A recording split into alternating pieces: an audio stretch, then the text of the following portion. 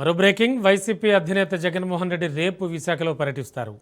Visakha steel ప్లాంట్లో జరిగిన ఘోర ప్రమాదంలో మృతి చెందిన కార్మికుల కుటుంబాలను, అలాగే ఆసుపత్రిలో తీవ్రంగా గాయపడి చికిత్స పొందుతోన్న క్షతగాత్రులను ఆయన పరామర్శిస్తారు. బాధితులకు, వారి కుటుంబ సభ్యులకు పార్టీ తరపున ధైర్యం చెప్పి అండగా ఉంటామనే భరోసా ఇవ్వనున్నారు. రేపు ఉదయం తాడేపల్లి నివాసం నుంచి బయలుదేరి విశాఖకు వెళ్లనున్న జగన్ కేజీహెచ్, కిమ్స్ ఆసుపత్రిలో చికిత్స పొందుతోన్న బాధితుల్ని నేరుగా కలుస్తారు.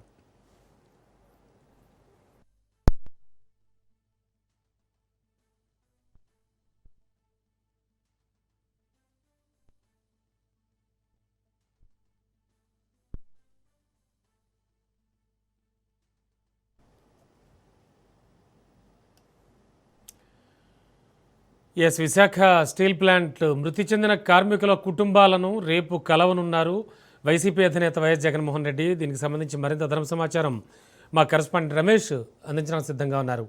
రమేష్, ఎటువంటి ఈయన షెడ్యూల్ వివరాలు ఏమిటి? రేపు విశాఖ పర్యటన వివరాలు చెప్పండి. రమణ, నిన్న విశాఖ స్టీల్ ప్లాంట్ లో జరిగినటువంటి ప్రమాదంలో 8 మంది మృతి చెందారు.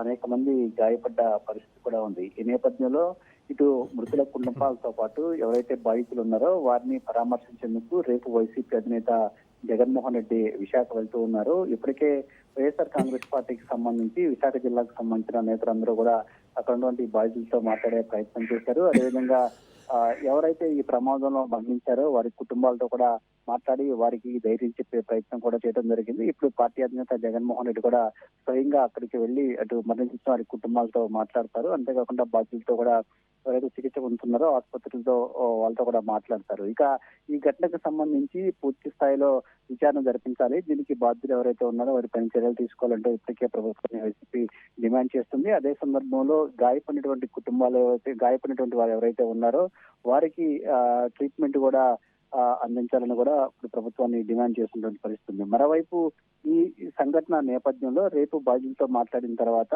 వైఎస్ఆర్ కాంగ్రెస్ పార్టీ తరఫున బాధితులకు ఎలాంటి న్యాయం చేయాలి అనేది అంశానికి సంబంధించి కూడా జగన్ మీడియాతో మాట్లాడబోతూ ఉన్నారు. ప్రధానంగా గతంలో విశాఖలో ఎలాంటి సంఘటనలు జరిగినప్పుడు, అంటే వైఎస్ఆర్ కాంగ్రెస్ పార్టీ అధికారంలో ఉన్న సమయంలో బాధిత కుటుంబాలకు ఎవరైతే ప్రమాదాల్లో చనిపోయారో ఆ బాధిత కుటుంబాలకు ₹1 కోటి నష్టపరిహారాన్ని గతంలో ఇచ్చినటువంటి పరిస్థితి కూడా ఉంది. అంతేకాకుండా ఇప్పుడు ఇది విశాఖ స్టీల్ ప్లాంట్ లో జరిగింది కాబట్టి విశాఖ స్టీల్ ప్లాంట్ లో చనిపోయినటువంటి కుటుంబాలకు ఒకరికి ప్రభుత్వ ఉద్యోగం కూడా ఇవ్వాలంటూ కూడా వైఎస్ఆర్ కాంగ్రెస్ పార్టీ ఇప్పటికే డిమాండ్ చేస్తూ ఉన్నటువంటి పరిస్థితి కూడా ఉంది. మరోవైపు ఈ రోజు మంత్రి నారా లోకేష్ అటు బాధితులను పరామర్శించినటువంటి సందర్భంలో అక్కడ కొంత బాధితులకు అలాగే మంత్రి లోకేష్ కు అదేవిధంగా కార్మిక సంఘాలకు మధ్య వాగ్వాదం జరిగింది. దీంతో ఈ అంశాలకు సంబంధించి కూడా ఆయన స్పందించే అవకాశం ఉంది. మరోవైపు విశాఖ స్టీల్ ప్లాంట్ కి సంబంధించి కార్మిక సంఘాలతో కూడా రేపు జగన్మోహన్ రెడ్డి సమావేశం కాబోతూ ఉన్నారు. విశాఖ స్టీల్ ప్లాంట్ ప్రైవేటీకరణకు గతంలో జరిగినటువంటి ప్రయత్నాలను ఇప్పటికే YSR Congress party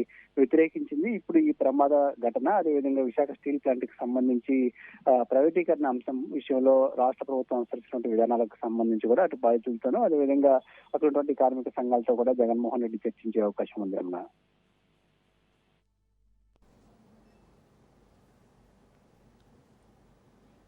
thank you Ramesh.